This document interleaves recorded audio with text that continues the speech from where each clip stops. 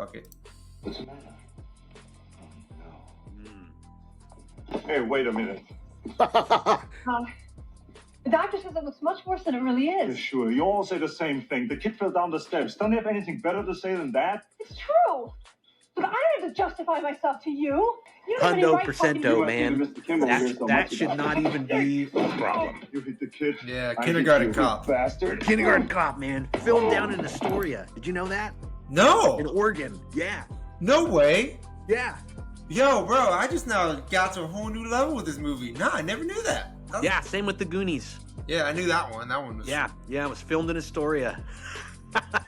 Or parts of it were. Yeah. Love Oregon. Here we go. Oregon. I know, man. Keeping it weird.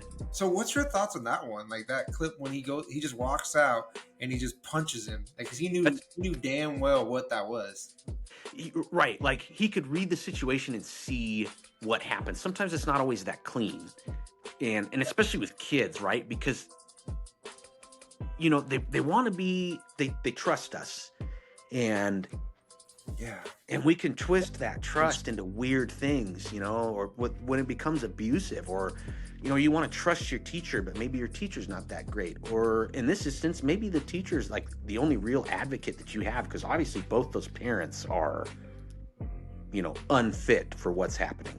And that's sad. And I think he did the right thing, dude. And I think more of that needs to happen today. It's like if you're walking down the street and somebody insults your wife, you know, the right thing to do is to just kind of turn around and walk away. You know, that's the thing that Jesus would want you to do. But at the same time, about to sin right now, bro, if somebody were to just take that person and break all their teeth out of their head and kick them down their throat, guess who's not going to do that anymore?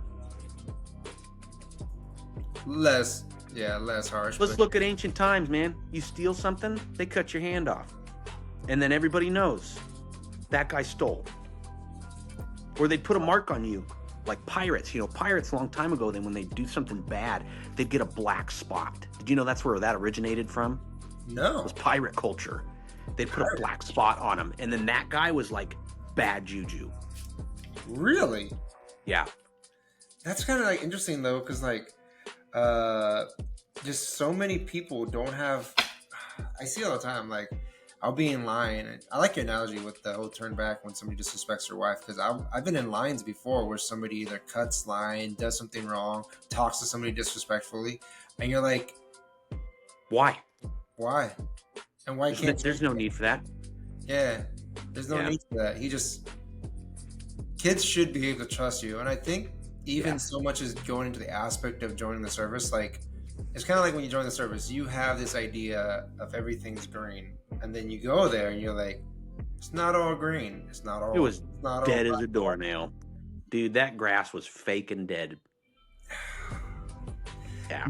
The just analogy that I'm just using is just, you just have. I wish there were more people like that. Yeah, go on. And you didn't get in trouble for it.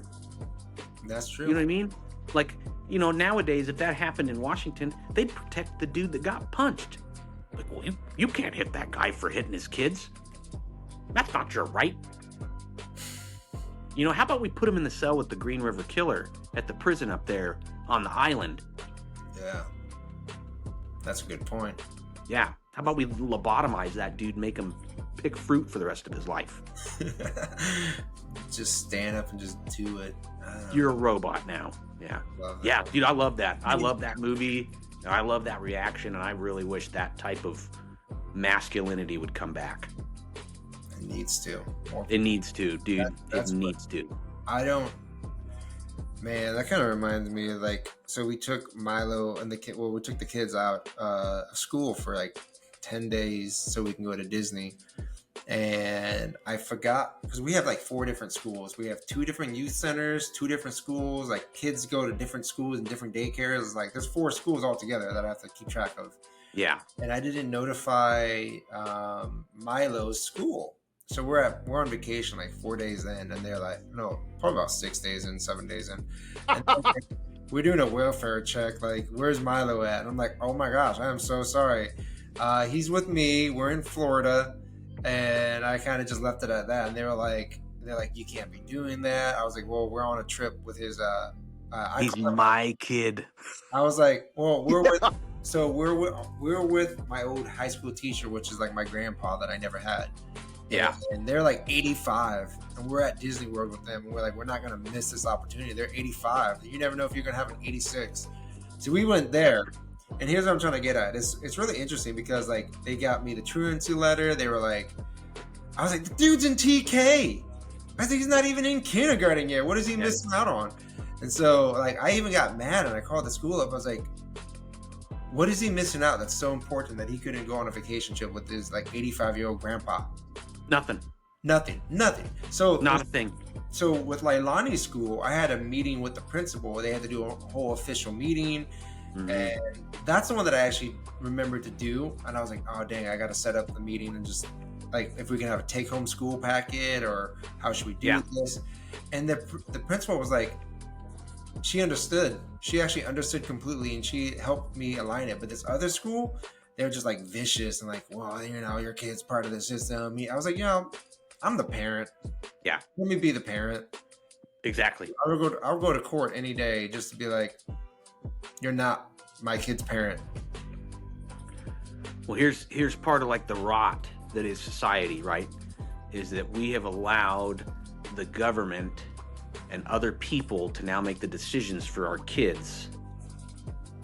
And when we find out that the things that they're learning aren't necessarily aligned with our values or what we think they should be learning, we're the bad guy. You know what I mean? Like, oh, you're just keeping your kid from learning this thing that we think is really important. Like, if the Department of Education fell into the ocean tomorrow, would not be upset. At all. I really wouldn't, man. Like, people need to go back to, you know, I think it would do society a lot of good for kids. Kids need to stay in school. You know, they need to like get through high school at least. I agree. Learn a trade. Like if my dad poured concrete, like if I had gotten out of high school and I got on some kind of work program that taught me, you know, how to pour concrete and filled in the gaps that my dad missed or just things that he couldn't explain in a way, dude, that would have been like the most awesome trade program ever, you know? I think kids need that again. It was actually kind of interesting because like I skipped a lot of school. Because my home situation wasn't that great. Yeah. I have the reasons why I did it, but sure, my kids, they don't have the same setup. They didn't have the same shitty kind of way of living. And so like they shouldn't be skipping school the same. I agree. They shouldn't. They should be in school. They should be learning at least some sort of trade, some sort of something to set them up, some sort of finance. Yeah. Like, you know what I mean? It's just taking the good and the bad and just finding a new way to flow it. Because you can't. I like the analogy somebody used back in the 90s or back in the early 2000s when you used to ride a bus every day. Your mom would put a screwdriver in your pocket. You know, your dad would be like, hey, just punch the guy. If somebody comes up, like, you can't really do the same analogies nowadays, you know? But you can take from, like, the good parts of them. Yeah.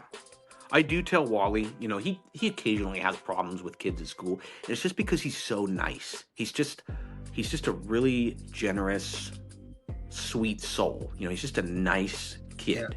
Yeah. And sometimes other kids, you know, kids are just vicious, right? Like your kids are probably mean to each other. Kids are just mean. And he comes home and these kids are like mean to him for just being nice and it really upsets him. But I tell him, I'm like, buddy, you know, everybody's different, dude. And everybody, you know, you don't know what it's like for them. And I'm sorry they were that way. And you got to like dumb it down. You got to like meet them at their level. Dude, do you remember that scene from It? It where, oh my gosh, it just struck a chord in my head.